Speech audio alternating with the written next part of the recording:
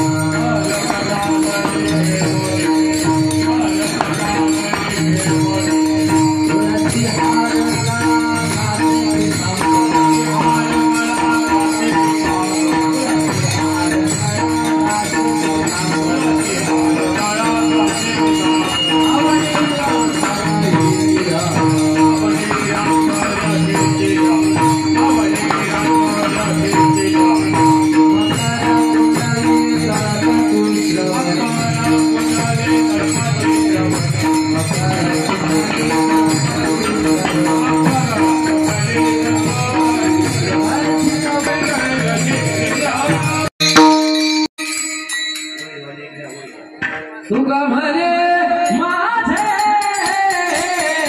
हेची सर्व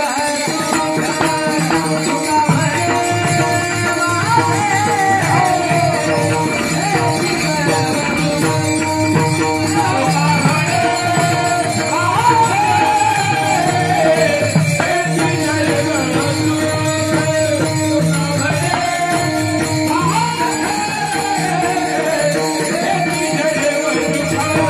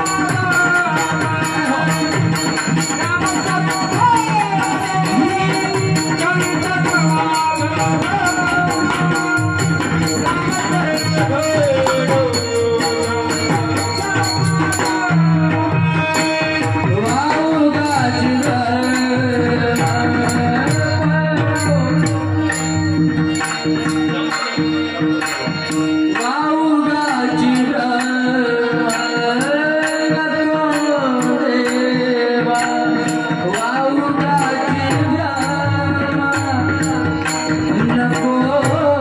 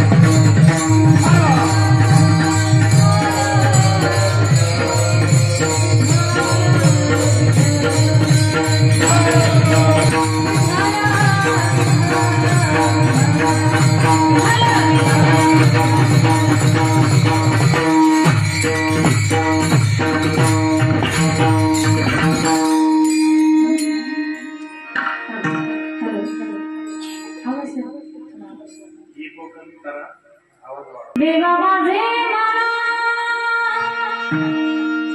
लागो तुझे चरणी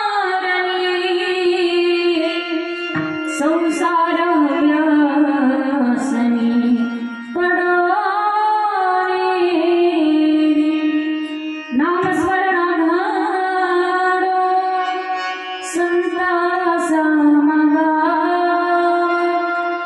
वाऊगाची भ्रमण को देवा पायी तीर्थयात्रा मुखी राम राम हाची माझा नेम सिद्धीने नामस्मरण घडो संत समागम वाऊगाची भ्रमण को देवा आम्ही कमागणे नाही देवा एका जनार्दन सेवा दृढ नामस्मरण घडो संत समागम वाऊगाची भ्रमण को देवा पांडुरंग करू प्रथम पांडुरंग करू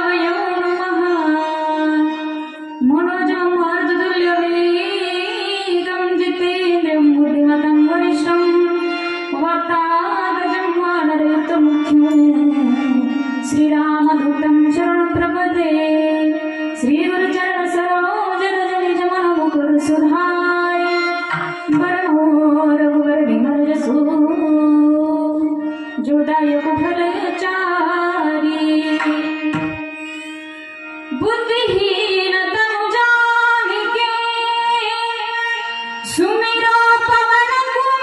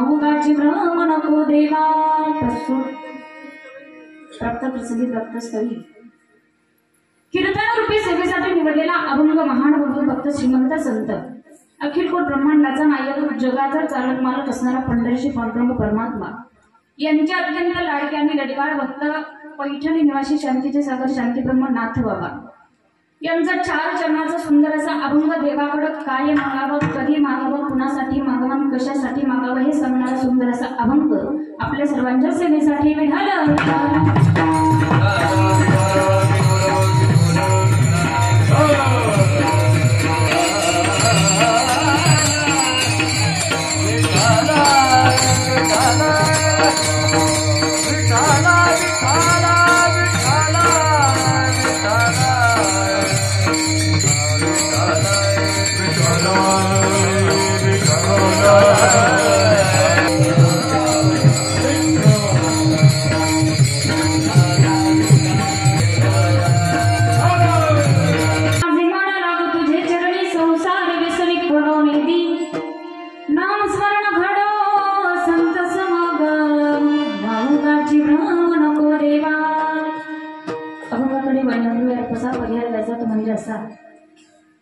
की ब्रह्मांड नायक जगाचा चालक नियंता परमपिता परमेश्वर की ज्याच्या सत्तेने अखिल विश्व चालतं वृक्षाचे पाणी हरी ज्याची सत्ता किंवा गतीर वर्ता प्रभू साक्षी निवासन शरण सुरत प्रभो प्रलय स्थानम निधनम बीज मव्य असा सत्ताधीश भगवान परमात्मा त्याच भगवान परमात्म्याच्या सत्तेनं साधू संतांच्या कृपाशीर्वादानं श्री क्षेत्र जळके श्री स्वानंद सुखनिवासी सद्गुरु समर्थ किसनगिरी बाबा त्याचबरोबर परमपूज्य गुरुवर्य महंत भास्कर गिरीजी महाराज त्याचबरोबर परमपूज्य महंत प्रकाशनंद गिरीजी महाराज श्री क्षेत्र देवगड संस्थान बाबांच्या कृपाशीर्वादानं बाबांच्या प्रेरणेखाली चालू असलेला आपला सुंदर असा अखंड हरिनाम सप्ताह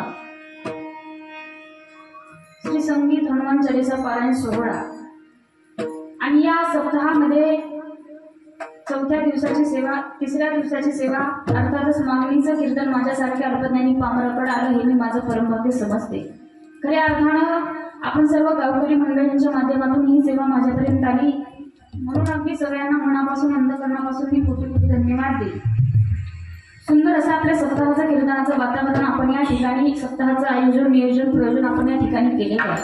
म्हणून सगळ्यांना मनापासून अंतःकरणापासून धन्यवाद देईल. अभंगाचा भावार्थ अगदी साध्या सरळ सोप्या भाषेमध्ये अभंगाचा विस्तार मी करणार आहे. पण या कीर्तनाला अगदी मला त्यांची सुंदर अशी साथ आहे. ज्यांनी सुरुवातीला गोड अशी चाल गायली आदरणीय हरिभक्तपरायण गायनाचार्य कैलास महाराज चव्हाण या ठिकाणी उपस्थित आहेत. त्याचबरोबर आदरणीय हरिभक्तपरायण सचिन महाराज पवार या ठिकाणी उपस्थित आहेत. त्याचबरोबर आदरणीय हरिभक्तपरायण शशी महाराज या ठिकाणी उपस्थित आदरणीय बाबांच्याही चरणी नतमस्तक होईल. त्याचबरोबर मृदंगाला ज्यांची गोड अशी साथ आहे आदरणीय हरिभक्तपरायण योगेश महाराज या ठिकाणी उपस्थित आहेत. महाराजांनाही धन्यवाद. हार्मोनियमला ज्यांची सुंदर अशी साथ आहे आदरणीय पांडुरंग महाराज गणगी या ठिकाणी उपस्थित आहेत. आणि सर्वच हरिभक्तपरायण मंडळी सर्वच वन्य मंडळी या ठिकाणी उपस्थित आहेत. म्हणून सगळ्यांना मनापासून धन्यवाद देईल. सुंदर असं वातावरण आहे. गावातील पुरुष मंडळ तरुण वर्ग सगळ्यांना मनापासून कोटी कोटी धन्यवाद. माझा आवाज शेवटपर्यंत तुमच्या कानापर्यंत पोहोच करतील. राधाकृष्ण साऊंड सर्व्हिस आदरणीय बाबांनाही धन्यवाद. सुंदर असं सिस्टम या ठिकाणी आहे. म्हणून सगळ्यांना मनापासून धन्यवाद. सुंदर बाळ गोपाळ आहे. महिला मंडळ यांच्यासाठी एकदा टाळी वाजवा. हीच खरी परमार्थाची आपली आदर्श पिढी आहे. येणारी जी पिढी आहे खऱ्या अर्थानं ही छोटी छोटी मुलं जी कीर्तनात तळागी उभी राहतात आपली सर्वांची ही मुलं असतील महिला मंडळ आणि हीच काळाची गरज आहे सध्या परमार्थामध्ये. म्हणून छोटे छोटे बाळगोपाळ आहेत त्यांनाही धन्यवाद. गावातील पुरुष मंडळ तरुण वर्ग गावातील सरपंच उपसरपंच सगळ्यांना मनापासून धन्यवाद. युट्यूब चॅनल या ठिकाणी उपस्थित आहे. तुमचे घ्यायचे असतील तर सांगा. सगळ्यांची नावं पाठ आहेत. राधा अक्का सरक्का केसर अक्का दंड अक्का दोटा अक्का पदर घेतलेल्या बिना पदरावाल्या कीर्तन संपेपर्यंत घ्या नथीवाल्या सगळ्यांना कोटी कोटी धन्यवाद आणि सेवेला सुरुवात. विठाल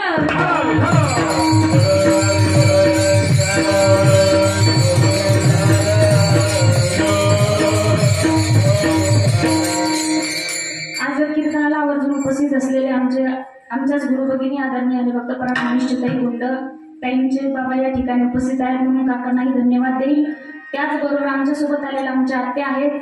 प्रवरा संगमला राहतात आत्या. आमच्यासोबत आलेल्या आत्या या ठिकाणी उपस्थित आहेत. सर्वच हरिभक्तपरायण मंडळी कीर्तनकार कथाकार प्रवचनकार सगळ्यांमध्ये भगवंताच्या नामचिंतनाला सुरुवात. विठाल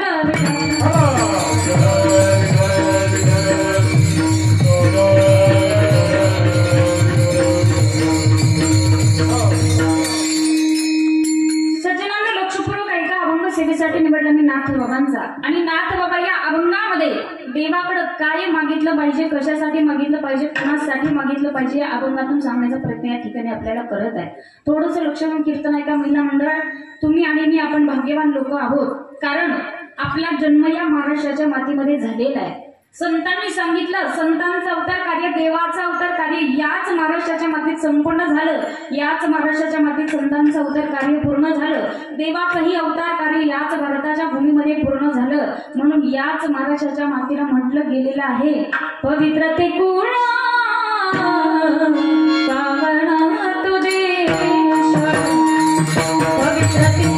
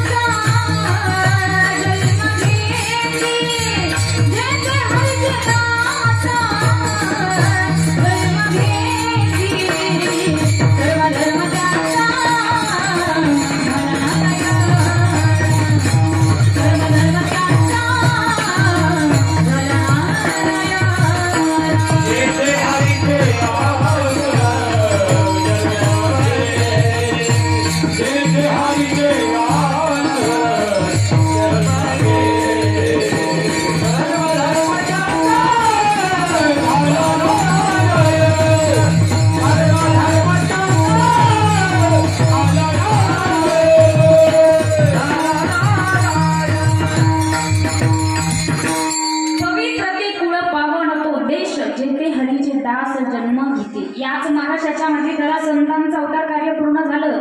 देवाचंही अवतार कार्य याच महाराष्ट्राच्या मातीमध्ये पूर्ण झालेलं आहे. मग याच महाराष्ट्राच्या मातीमध्ये जन्माला आलेले संत आहे. नाथ बाबा, आणि त्याच नाथ बाबांचा अभंग मी सेवेसाठी निवडलेला आहे. महिला मंडळ लक्ष देऊन कीर्तन ऐका. आमच्या वारकरी संप्रदायामध्ये कवित्री संत बहिणाबाई होऊन गेल्या आणि त्या बहिणाबाईंनी वारकरी संप्रदायाची इमारत उभी केली. संत बहिणाबाईंनी सांगितलं, संत कृपा झाली इमारत फळाली, ज्ञान देवे रचिला पाया उभारिले देवालया, नामतयाचा किंकरा जेने केला हा विस्तार, जनार्दन एकनाथ खांब दिला भागवत, जनार्दन एकनाथ खांब दिला भागवत.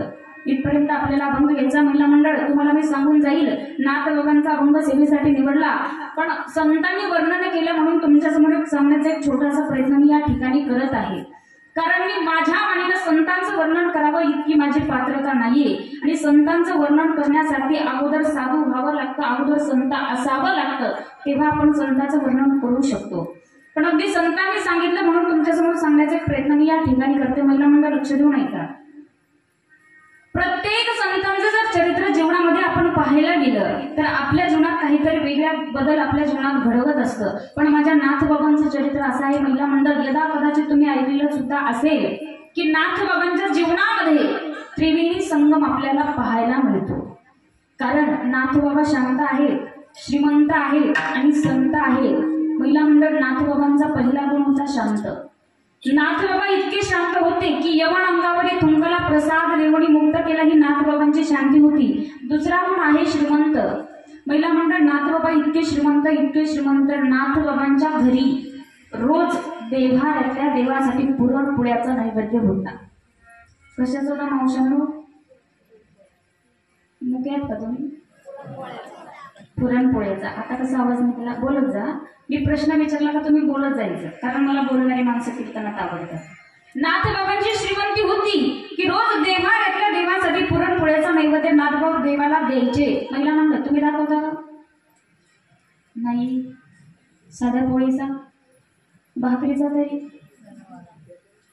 दाखवतच नाही आपण. पण महिला मंडळ तुम्हाला सांगू का, देवाला नैवेद्य रोज आपण दिला पाहिजे, कारण देवाच्या नैवेद्याची ताकद फार मोठी. तुम्हाला सांगते मी, नाथबाबांची श्रीमंती होती, रोज देवांसाठी पुरणपोळ्याचा नैवेद्य नाथबाबांच्या घरी होता. हा श्रीमंती नाथबाबांची.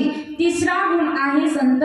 दादा आज या जगामध्ये बऱ्याच लोकांना प्रश्न पडतो संत म्हणायचं कोणाला, कारण पोटासाठी फिरणारे संत भरपूर जगात पाहायला मिळतात. गळ्यात मोठमोठ्या माळा घालून फिरणारे संत भरपूर पाहायला मिळतात. भगवे कपडे घालून फिरणारे संत भरपूर पाहायला मिळतात. शास्त्र सांगतं त्यांना संत म्हणता येत नाही. संत म्हणायचं कोणाला? ज्यांच्या अंकित भगवंत, जगाच्या पाठीवर तेच खरे संत, कारण तेची संत ज्यांचा आहे विठ्ठल, त्यांना संत म्हणावं. महिला मंडळ हे 3 गुण नाथ बाबांकडे होते. लक्षपूर्वक ऐका महिला मंडळ.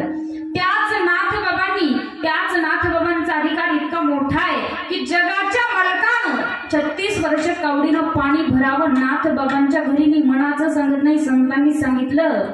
द्वारकेची मूर्त, द्वारकेची मूर्त, द्वारकेची मूर्त एकनाथा हरी, द्वारकेची मूर्त, द्वारकेची मूर्त, द्वारकेची मूर्त एकनाथा हरी.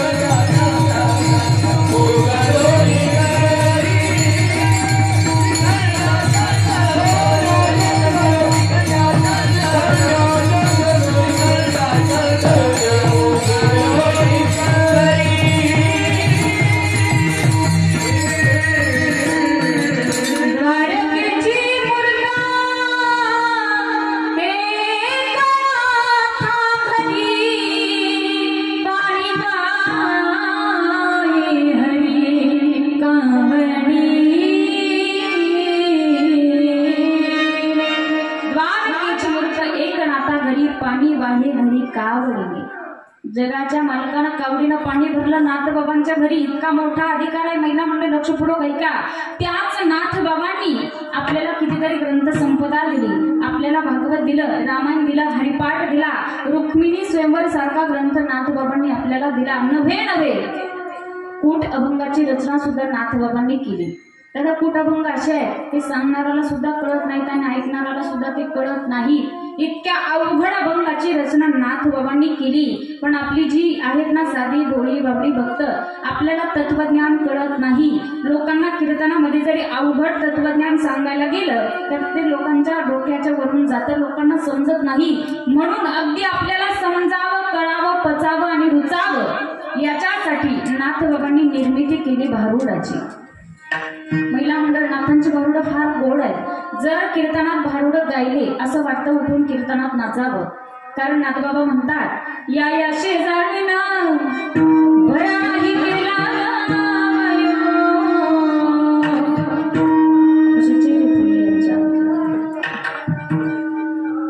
नाथबाबा म्हणतात, या शेजारीनं भर नाही केला मला पंढरीला गेलं मला पंढरीला गेलं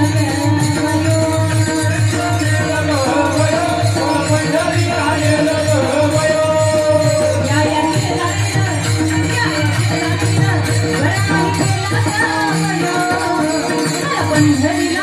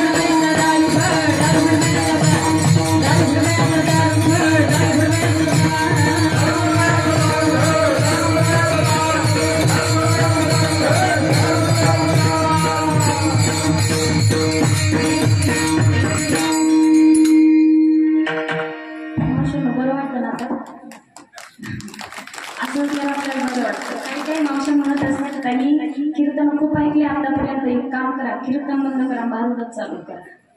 पण नाथबाबांनी आपल्यासाठी भारुडाची निर्मिती केली जेणेकरून आपल्याला कळावं मी कोण आहे, ब्रह्म कोण आहे, जीव कोण आहे, माया कोण आहे. तर आपल्याला समजण्यासाठी नाथबाबांनी भारुडाची निर्मिती केली. इतका मोठा अधिकार नाथबाबांचा महिला मंडळ माझे गुरुवर्य सांगत असतात.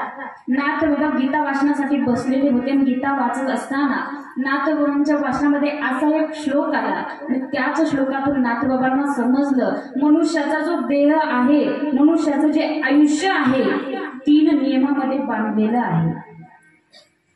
कायिक नियम, वाचिक नियम आणि मानसिक नियम. महिला मंडळ पहिला नियम आहे कायिक नियम.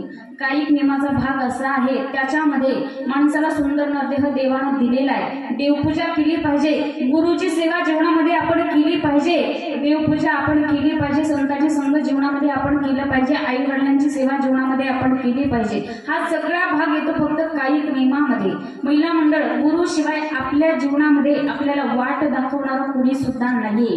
कारण संतांनी सांगितलं गुरुविना कोण बतावे बा, गुरुविना कोण बतावे बा, कोण बतावे बा, गुरुविना कोण बतावे बा. गणाधी कटया घाट, गणाधी कटया घाट घाट कोण बतावे बा, गुरुविना कोण बतावे बा.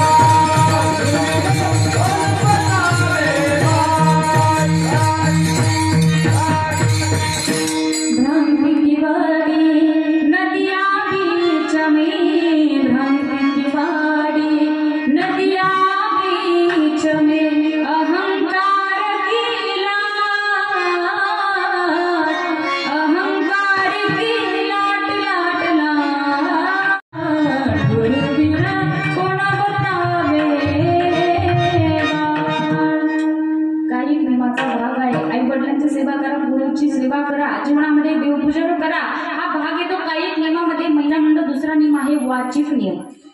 संतांनी सांगितलं आपल्याला वाचिक नियम, जिथं सांगितलं बोलूच नका तिथं बोलायचंच नाही. वाचिक नियमाचा भाग आहे महिला मंडळ. दुसऱ्याला बोलत असताना आपल्यापासून काही त्रास होईल असं आपलं बोलणं नसलं पाहिजे. माणसानं बोलावं, प्रेमाने बोलावं, मवाळकीचं बोलणं असलं पाहिजे माणसाचं. सुंदर कर्तव्य देवानं आपल्याला दिलेलं आहे. सुंदर दुसऱ्याला बोलत असताना अगदी मवाळकीनं बोललं पाहिजे, अगदी प्रेमानं आपण बोललं पाहिजे. आणि जिथं सांगितलं बोलूच नका तिथं बोलायचंच नाही. तिथं जर बोललं तर फार मोठी गडबड होते महिला मंडळ.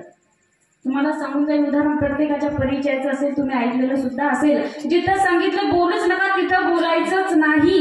उदाहरण प्रत्येकाला माहिती. महिला मंडळ 3 मुली होत्या. पूर्वीचं उदाहरण आहे. 3 मुली होते, इतक्या सुंदर मुली, इतक्या देखण्या मुली, अगदी गोऱ्या गोमट्या मुली होत्या, सुंदर लांबसडक काळेभोर त्यांचे केस होते, इतक्या सुंदर मुली होत्या. पण त्यांचं नेमकं लग्न कुठं जमत नव्हतं. कारण लग्न जमत नव्हतं त्याच्या पाठीमागं कारण होतं. त्या 3ही मुलींकडे 3 गुण होते. एक होती तुतानी, एक होती गेंगाणी आणि एक होती बोबडी. तिघीकडे 3 गुण. लग्न कुठं जुळणार. वडील स्थळ पाहून पाहून थकले. शेवटी वडिलांनी सांगितलं शेवटचं तुम्हाला स्थळ आहे, पाहुणे जाईपर्यंत बोलायचं नाही. मुली म्हटल्या पप्पा बोलणारच नाही. दुसऱ्या दिवशी पाहुणे आले, कुंकवाचा कार्यक्रम झाला आणि त्याच मुलींनी असा सुंदर असा स्वयंपाक केला आणि पाहुणे जेवणासाठी बसले. 4-5चा टाइम होता. पाहुणे जेवणासाठी बसले. जेवणासाठी बसल्याच्या नंतर त्याच्यातल्या एका पाहुण्याचं जेवण आवरत आलं आणि त्या पाहुण्यानं विचार केला, सकाळपासून आलोय, लग्न जुळलंय, मुली काही बोलत नाहीत, एक शब्दही मुलीच्या तोंडातून बाहेर येत नाही, मुलींना बोलतं केलं पाहिजे. त्या पाहुण्याचं जेवण उरकत आलं होतं आणि पाहुण्यामध्ये 12 गावचं पाणी पिलेलं एक जण असतं कुणीतरी असतं. त्या पाहुण्यानं विचार केला, मुली काय बोलत नाहीत, लग्न तर जमलंय, लग्न तर जुळलंय, मुलींना बोलतं केलं पाहिजे. म्हणून त्या पाहुण्यानं काय केलं, जवळ कढीची वाटी होती, ती कढी जवळ घेतली, हातात घेतली, फुरकन कढीचा फुरका मारला. म्हणला अरे वा, काय कढी झाली, काय काय घातलं असेल या कढीला. जिनं कढी केली का कढीचं पातेलं घेतलं, बाहेर पळतच आली. पाहुणा कशी झाली कढी, थकाळपासून धामाधूम धाणे, देव घातला थकाळपासून धामाधूम धाणे, घेता का पणी थोडीची कमी. पाहुण्याच्या नरड्यातच घास बसला. पुन्हा दुसरा नमुना आला. ती मध्ये अडकत होती, ती पळतच आली. आता कशाला बोलली. अर्धा तास गेला तिला एवढं बोलायचं. पुन्हा तिसरा नमुना आला. ती म्हणली मोडणं जमणेनं मोडणं. तुम्हाला करणं जमणेनं मोडणं. पाहुणे आशे पळाले. परत त्यांनी जळके बुद्रुकचं तोंडच पाहिलं नाही. यायची पण अशी हायवेही जायची. महिला मंडळ जिथं सांगितलं बोलूच नका तिथं बोलायचंच नाही. हा भाग आहे वाचिक नियमाचा. तिसरा नियम आहे मानसिक नियम. मला सांगायचं तुम्हाला, नाथबाबांनी सांगितलं माणसाचं जीवन नियमामध्ये बांधलेलं आहे. माणसानं नियमबद्ध जीवन जगलं पाहिजे. तुम्हाला मी सांगत होते नाथबाबांची श्रीमंती, नाथबाबांचा अधिकार, आणि तेच नाथबाबा आपल्याला सांगतात देवाकडे काय मागितलं पाहिजे. महिला मंडळ लक्ष देऊन ऐका. संत मुळात देवाकडे कधी काही मागतच नाही. संतांना मागण्यासाठी जगाचा मालक प्रवृत्त करत असतो. तुम्हाला मी सांगू का, जगद्गुरु तुकोबाराया जेव्हा देवाच्या समोर जायचे, पांडुरंग परमात्म्याच्या समोर जायचे, तेव्हा देवाची मान खाली झुकायची. याच्या पाठीमागचं कारण माहिती, पुरुष मंडळ माहिती कारण, पहिलं मंडळ तुम्हाला माहिती याच्या पाठीमागचं कारण. देवाची मान खाली का जात होती याचं कारण माहिती. झोपल्या का मग कोणाला माहिती देवाची मान खाली का जात होती माहिती. पुरुष मंडळ माहिती. भक्ती बरोबर सांगितलं बाबा तुम्ही.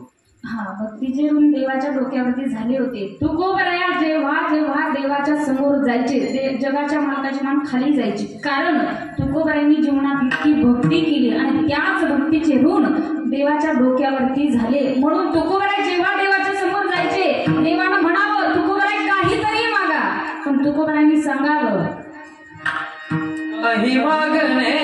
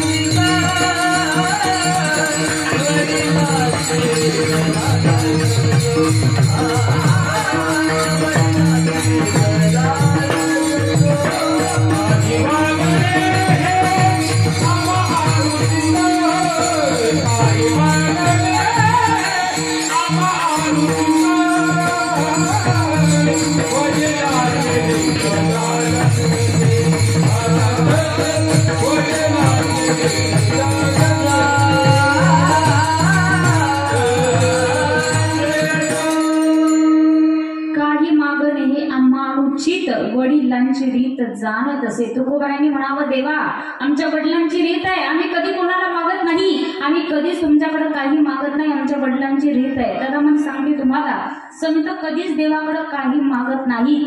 संतांना मागण्यासाठी जगाचा मालक प्रभुत्व करत असतो. म्हणून नाथ बाबा सुद्धा या ठिकाणी देवाकडे मागणं मागताय. देवाला म्हणतात, नाथ बाबा जीवनामध्ये काहीच नको, माझं हे जे भटकणारं जे मन आहे ना, पळणारं जे मन आहे ना, ते मन फक्त एका जागेवर स्थिर होऊ दे. नाथ बाबांनी देवाला मागणं मागितलं अभंगाचं पहिलं.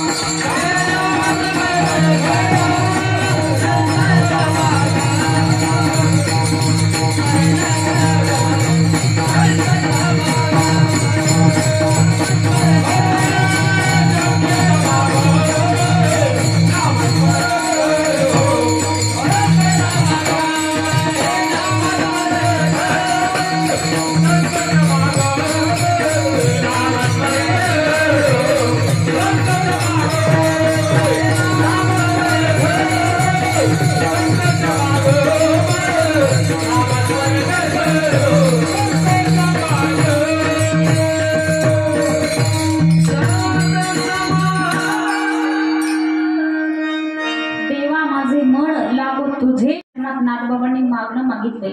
महिला मंडळ लक्ष देऊन कीर्तन ऐका, फार सुंदर तुम्हाला मी सांगणार आहे. नाथबाबा म्हणतात, देवा माझे मन लागो तुझे चरणी आणि संसार व्यसनी पडोनी.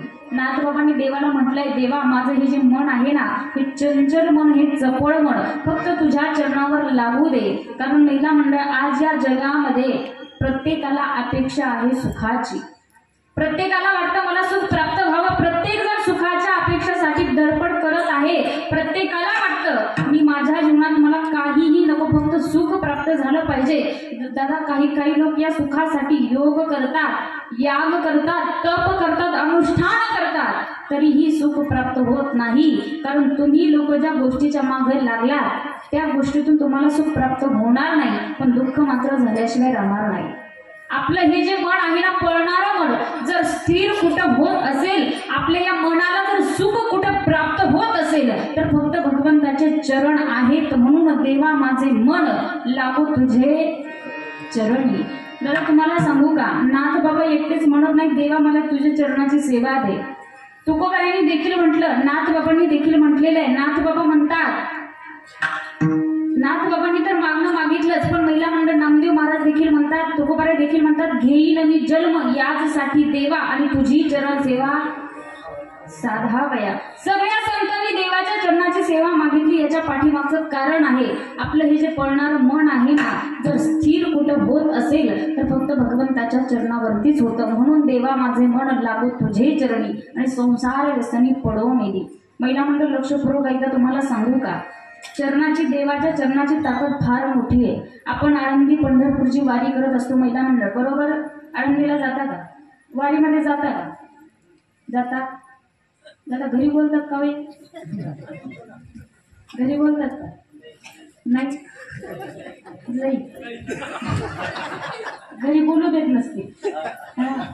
मग इथं बोलायला काय अडचण? मौन धरलेले आहेत तुम्ही. मग वारीला जाता? वारीला जाता. मला सांगा महिला मंडळ, वारीला गेल्याच्या नंतर मौली ज्ञानोबरायांची पालखी असते, तुकोबारायांची पालखी असते, मुक्ताबाईंची पालखी असते, सगळ्या संतांच्या पालख्या त्या वारीमध्ये असतात. मग मला सांगा, त्या पालख्यांमध्ये त्यांची चरण असतात का मूर्ती असते? चरण असतात, बरोबर? मग तेच संत देवाच्या चरणाचं सुख मागतात, देवाच्या चरणाची सेवा जीवनात मागतात. कारण चरणाची ताकद इतकी मोठी महिला मंडळ. तुम्हाला मी रामायणाकडे घेऊन जाईल. पहा, फार सुंदर प्रसंग आहे रामायणामधला.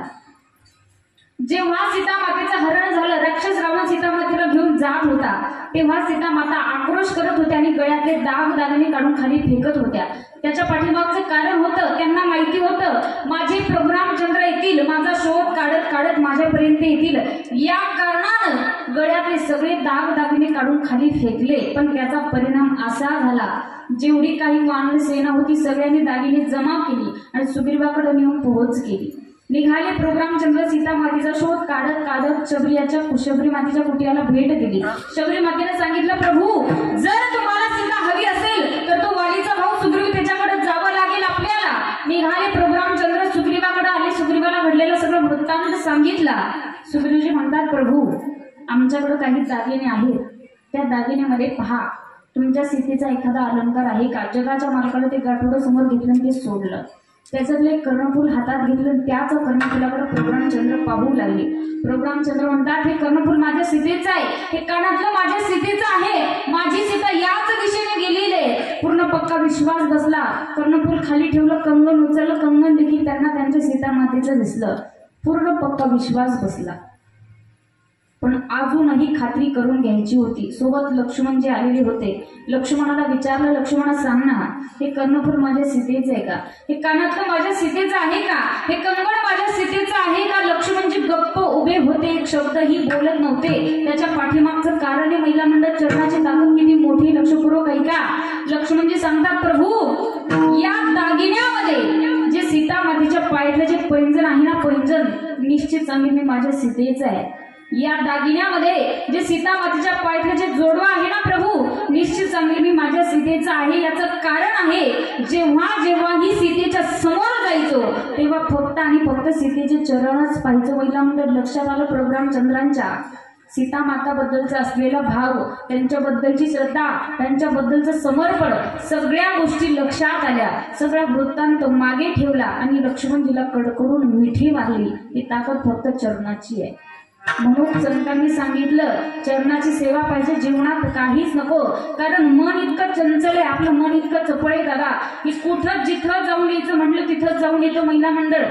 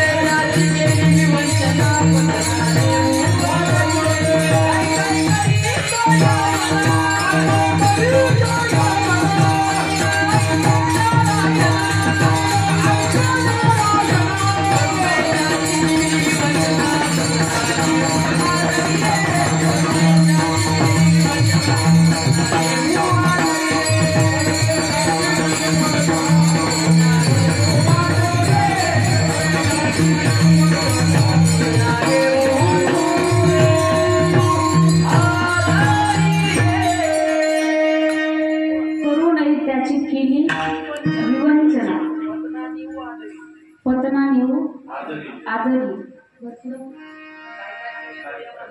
काय काय करीतो या म्हणा परिणा ऐके नारायण टाळी वाजवाय ठाकूर क्रमांक महाराजांनी सांगितलं मन इतकं चंचल आहे आपलं मन इतकं चपळ आहे महिला मंडळ तुम्ही सगळेजण कीर्तनानं बसला आणि प्रत्येकाचं मन कीर्तनात असेल असं सांगू शकत नाही काही काही मावशा म्हणत असतील घराला कुलूप लावलं की नाही अगोदर कडी लावली की अगोदर कुलूप लावलं आमचा पप्पाचा बाप कुठं शिकवसला बहुत चंचल पाळाले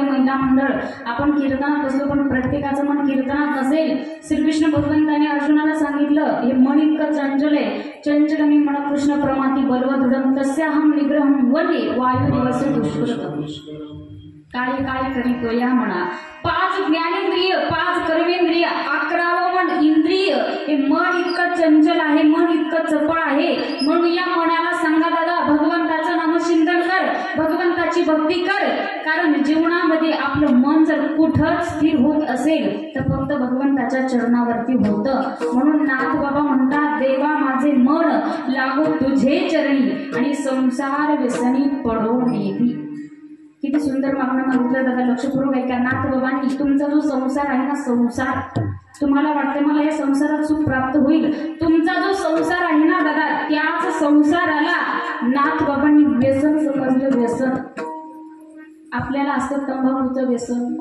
सिगरेटचं व्यसन दारूचं व्यसन माव्याचं व्यसन असतं ना किती लोकांना हात वरती करावं प्रामाणिकपणे हात बाकीचे व्यसनमुक्ती गाव आहेत आपलं तिकडे बसलेले व्यसनमुक्ती का महिला मंडळ टाळी वाजत त्यांच्यासाठी एकदा काय टाळे वाजले का तुम्हाला माहिती ना पण सगळे खाते का नाही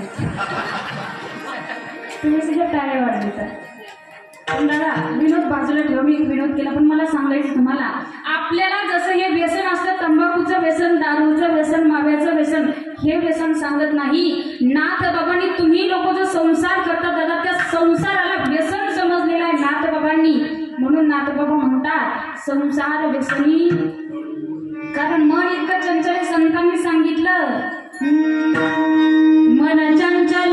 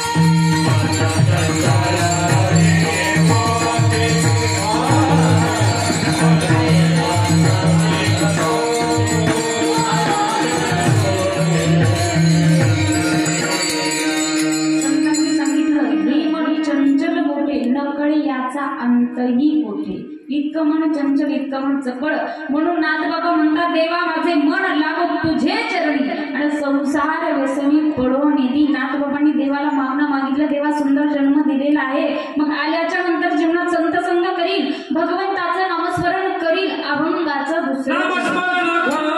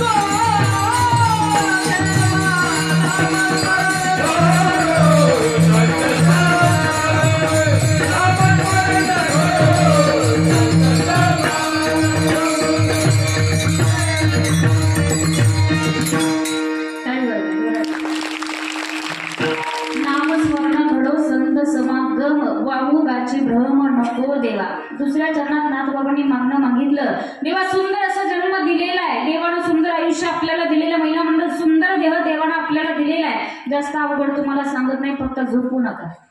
लक्ष देऊन कीर्तन नाही का, अवघड सांगत नाही, जास्त मी सोपं सोपं तुम्हाला सांगते. लक्ष देऊन ऐका महिला मंडळ, सुंदर असा नरदेह जगाच्या मालकानं आपल्याला दिलेला आहे, सुंदर आयुष्य देवानं आपल्याला दिलेलं आहे. मग आपण सुद्धा जीवन जगत असताना भगवंताचं नामस्मरण, भगवंताची भक्ती जीवनामध्ये केली पाहिजे. कारण दादा आपलं आयुष्य इतकं सुंदर आहे, इतकं सुंदर आपलं आयुष्य. मी सांगत असते आयुष्य किती सुंदर आहे. Life is great movie but no retake but no reason forward system. आयुष्य हा चित्रपट असा आहे की तो आहे त्या पद्धतीनं आपल्याला जगता आला पाहिजे. जगाच्या मालकानं दिलंय दादा, पण या संधीचं सोनं करणं तुमच्या आणि माझ्या हातात आहे. मग मनाला सांगा भगवंताचं नामस्मरण कर, भगवंताची भक्ती कर, जीवनामध्ये संत संग कर. मनाला सांगा, मी मनाचं सांगत नाही, संतांनी सांगितलं म्हणून तुम्हाला मी सांगते. संतांनी पुरावा दिला, संतांनी प्रमाण दिलं, संतांनी पुराव्या सहित आपल्याला सांगितलेलं आहे. माझ्या मनाला ओ चंद्र चंद्र, माझ्या मनाला ओ चंद्र चंद्र,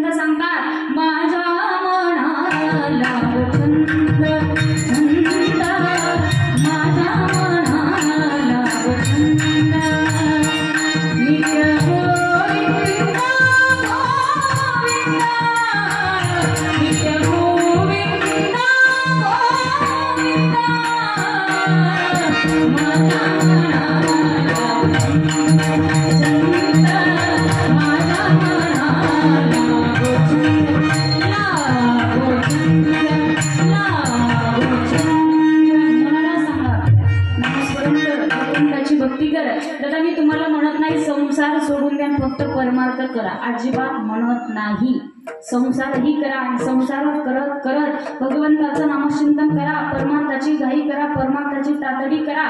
जीवनामध्ये परमार्थ केला पाहिजे. महिला मंडळ संतांची आपल्याला शिकवण आहे. योग्य वयामध्ये जर गळ्यात पवित्र तुळशीची माळ आपण घातली तर आपल्या देहाचं कल्याण होतंय. अगदी 40-80 वर्षाची म्हातारी झाली नंतर माळ घालायला आली उपयोग नाही. योग्य वयात परमार्थ करा, योग्य वयातच नामस्मरण करा. कारण संतांनी सांगितलं परमार्थ करा, पण कधी? तरणा भाग्यवंत नटे हरी कीर्तनात. तरुणपणीच परमार्थ केला पाहिजे. म्हातारपणी जर परमार्थ करायला आपण गेलो तर म्हातारपणचा परमार्थ असा आहे, घराला आग लागल्याच्या नंतर विहीर खोदण्यासारखा. दादा म्हातारपणी आपली अवस्थाच अशी होते, नाक मुख गळू लागले,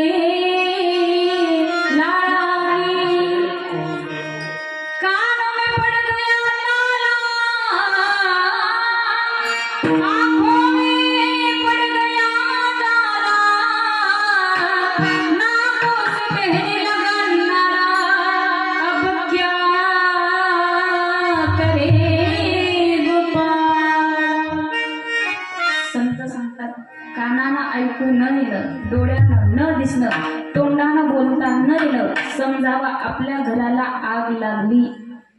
इथं किती लोकांच्या घराला आग लागली मी पाहणार नाही. ज्यांची लागली त्यांची अशीच लागू द्या. पण ज्यांची घरं अजून मजबूत आहे त्याला त्यांनी काय करायचे? कराविता तडी परमार्थाची,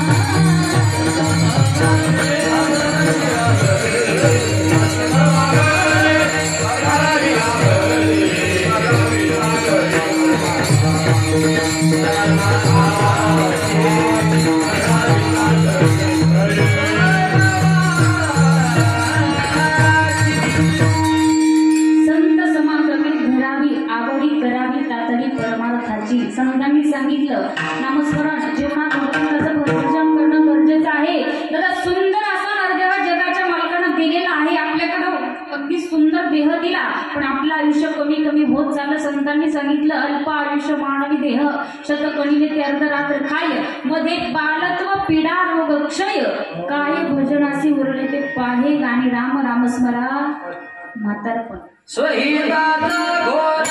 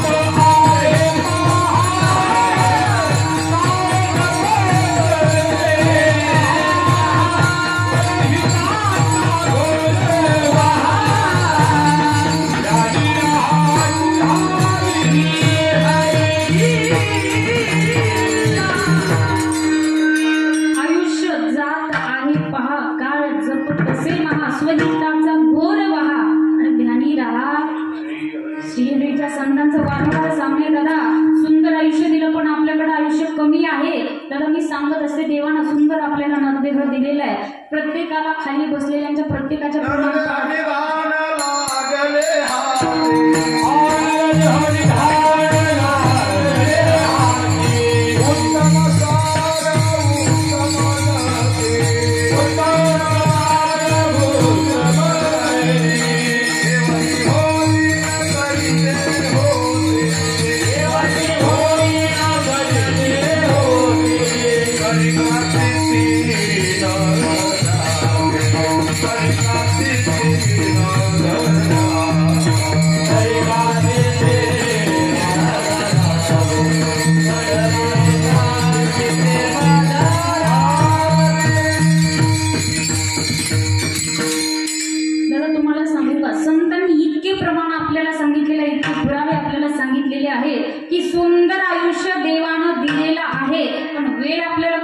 आयुष्य दिलं पण हे आयुष्य कमी कमी होत चाललेलं आहे इथं बसलेल्यांच्या बऱ्याच लोकांचं प्रमाण पाठ असेल की राम राम स्मरा आधी बऱ्याच जणांना पाठ असेल पण दादा या प्रमाणाचा विचार जीवनात कधी केलाय का संतांनी सांगितलं नामस्मरण अगोदर करा मग कशाच्या अगोदर करायचं जेवण करण्याच्या अगोदर आंघोळ करण्याच्या अगोदर बाहेर फिरायला जाण्याच्या अगोदर किंवा गाडीवर बसण्याच्या अगोदर कशाच्या अगोदर नामस्मरण करायचं असा प्रश्न कधी आपल्या मनात निर्माण झालाय का मी तुम्हाला सांगते दादा नामस्मरण कशाच्या अगोदर करायचं कारण मी शतकोटी वाचत असताना माझ्या वाचनात एक सुभाषित आलं होतं आणि ते सुभाषित आपल्याला सांगता येईल की भगवंताचं नामस्मरण कशाच्या अगोदर करायचं शतम विहाय भोक्तव्यम सहस्रम स्नान माचरे लक्षम विहाय दातव्यम कोटीम त्यक्त्वा हरिम भजे महिला मंडळ सुभाषिताचा अर्थ असा आहे 100 कामं सोडायची अगोदर जेवण करून घ्यायचं 1000 कामं सोडायची अगोदर स्नान करायचं लाख कामं सोडायची अगोदर दान धर्म करायचा आणि कोटी कामं बाजूला ठेवायची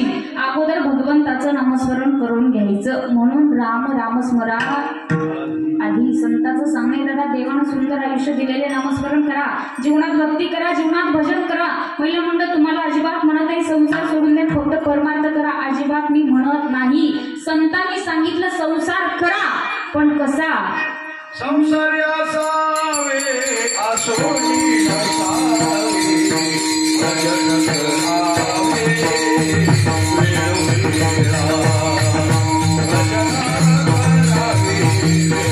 संसारी असावे आसोनी नसावे भजन करावे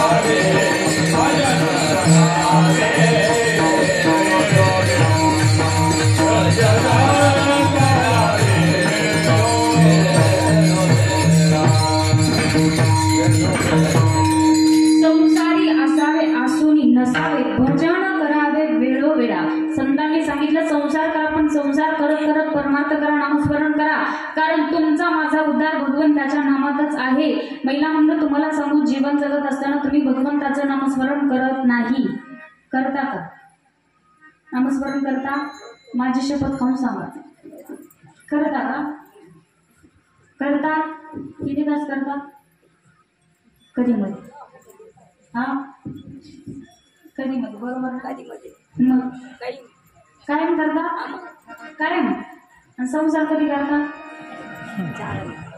1 तास.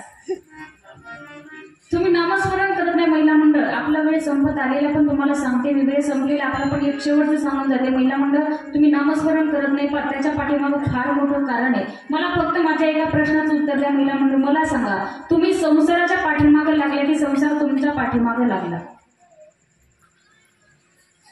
कन्फ्युज झाला का? तुम्ही संसाराच्या पाठीमागे लागल्या की संसार तुमच्या पाठीमागे लागला? कसा आहे संसार? दुःख बांधवणी आहे हा संसार, सुखाचा विचार नाही कोठे. तुमचा जो संसार आहे महिला मंडळ दुःखानं भरकटलेला तो संसार, तुम्ही त्याच संसारामध्ये सुख शोधताय पण सुख प्राप्त होत नाही. आपल्याला सुख प्राप्त होतं भगवंताच्या नामानं, भगवंताच्या चरणाजवळ सुख प्राप्त होतं. तुम्ही लोक संसाराच्या पाठीमागे लागला म्हणून तुम्ही नामस्मरण करत नाही. महिला मंडळ संत बहिणाबाईंनी तुमच्या संसाराचं वर्णन केलं. बहिणाबाई सांगतात संसार कसा आहे. अरे संसार संसार जसा तमाचुनावर आधी हातला मग मिळते भाकर, आधी हातला मग मिळते भाकर. अरे संसार संसार जसा कपाशीचा बशी बसे जागेवर, बशी बसे जागेवर कपहिंडे दारोदार. अरे संसार संसार जसा तवा चुन्हावर आधी हाताला चाटके मग मिळते भाकर. बहिणाबाईंनी सांगितलं तुमचा संसार कसा आहे. बशी निवांत बसलेली बरं का बशानं, बशी निवांत आहे. फुटली की संपली पण या कपाची फार पॉझिटिव्ह मावशांनो. कपाचा कान तुटला तरी कपाला सुट्टी देत नाही आपण, देतो का? कपाचा कान तुटल्यानंतर कपात काय भरतो दादा? हिरव्या मिरच्याचा. काय पटकन सांगितलं.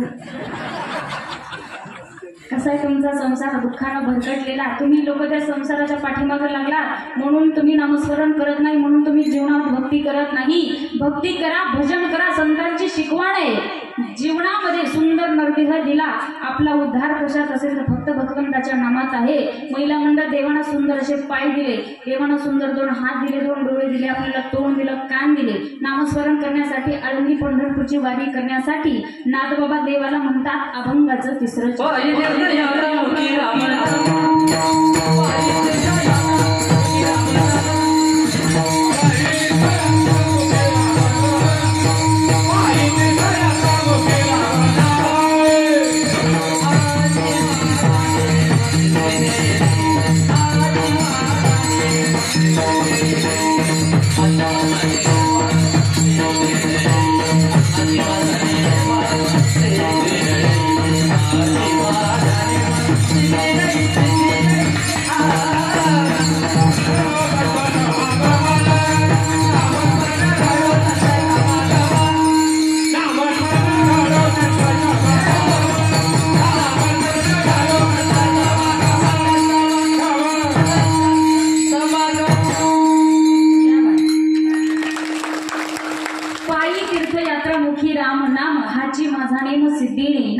देवाला मागितलं. महिला मंडळ आपला वेळ संपलेला आहे. फक्त जाता तुम्हाला मी सांगून जाईल.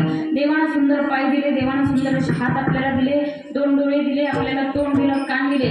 सुंदर असं आयुष्य देवानं आपल्याला दिलं. महिला मंडळ आपण सुद्धा देवाकडे जातो, देवाला आपण मागणी मागत असतो.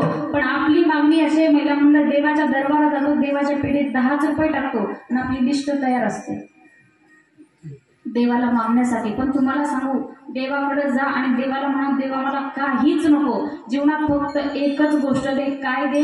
देवाला 2 हात जोडा आणि देवाला म्हणा देवा एकच दे. गळ्यामध्ये माळ दे, हाता